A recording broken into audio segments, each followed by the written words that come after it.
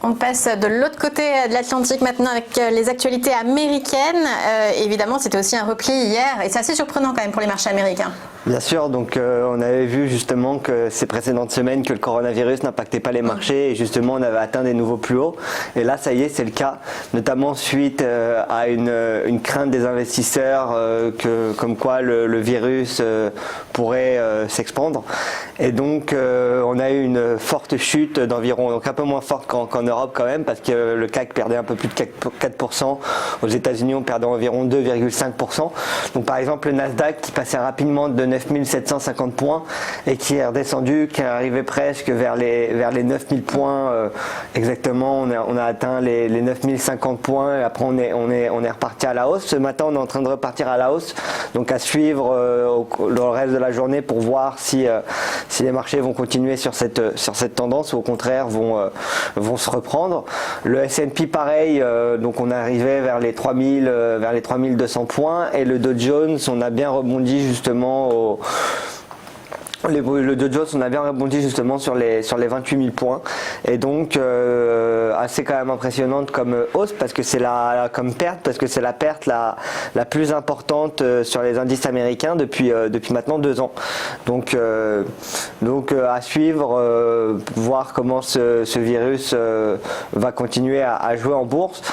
Ça a commencé déjà à avoir un impact sur certaines actions, notamment Apple la semaine dernière a émis un profit warning, donc a clairement stipulé aux investisseurs que ces résultats du premier trimestre 2020 seront en deçà des attentes. Ils ont donné un ordre de grandeur ou pas ?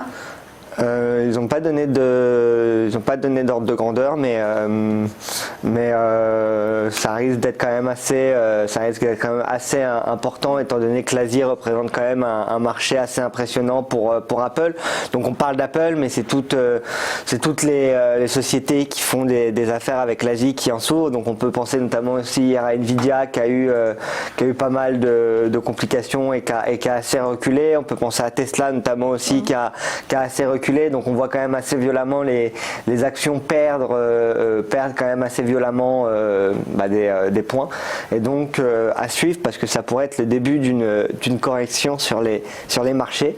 Et sinon donc hors ces nouvelles pas très satisfaisantes, il y avait Dropbox qui publiait ses résultats et Dropbox qui a publié des résultats largement supérieurs aux attentes.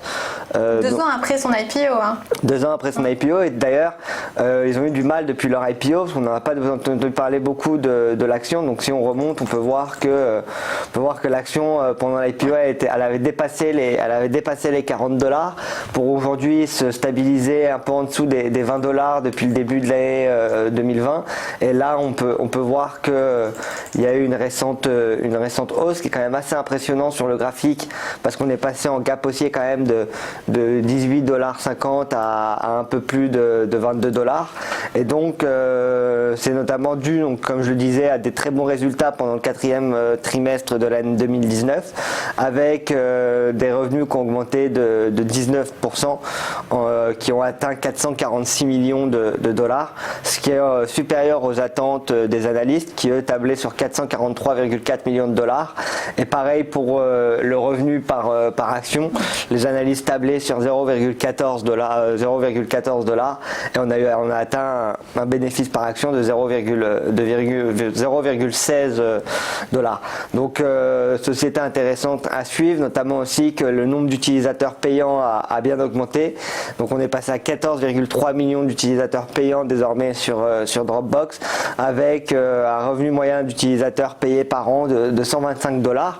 Donc assez intéressant à suivre. Donc là on peut voir quand même que, comme le disait Antoine, avec les nouvelles d'hier et les nouvelles de coronavirus, le cours a quand même corrigé. Mais pour le coup, l'activité de Dropbox fait qu'elle sera pas tellement impactée par le coronavirus. Exactement, par rapport à des sociétés comme on voyait comme Apple ou même les sociétés automobiles, Tesla ou autres, General Motors ou autres. C'est sûr que Dropbox fait beaucoup moins d'affaires avec l'Asie, donc ça peut être aussi un titre intéressant pour les personnes qui souhaitent se diversifier pendant le coronavirus.